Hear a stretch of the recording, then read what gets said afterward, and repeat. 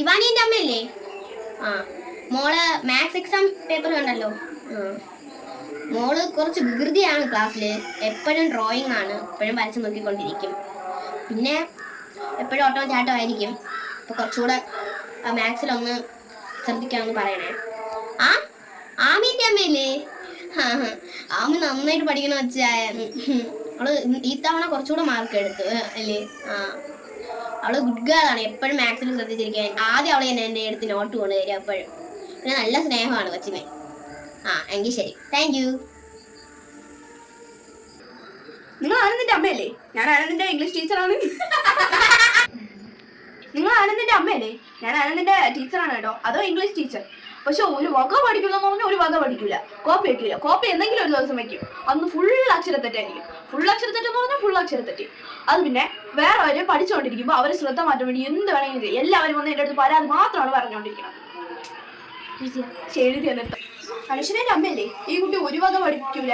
അത് മാത്രമല്ല മറ്റുള്ളവരെ ദേഹ ഉപദ്രവം ചെയ്യുന്നതാണ്. അതുകൊണ്ട് ചിലപ്പോൾ സാറായിട്ട് അറിഞ്ഞാൽ ചിലപ്പോൾ ടീച്ചർ വാങ്ങിച്ചു പോകേണ്ടി വരും. മോളത്തെ അടുത്ത എക്സാമിന് ഒന്ന് നല്ല മാർക്ക് എടുക്കാൻ പറയണം.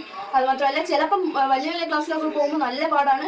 അതിന് മാർക്ക് എടുത്തില്ലെങ്കിൽ ശരിയാവില്ല. നിങ്ങൾ ഒന്ന് ഒപ്പിട്ടിട്ട് പോയിക്കോളൂ.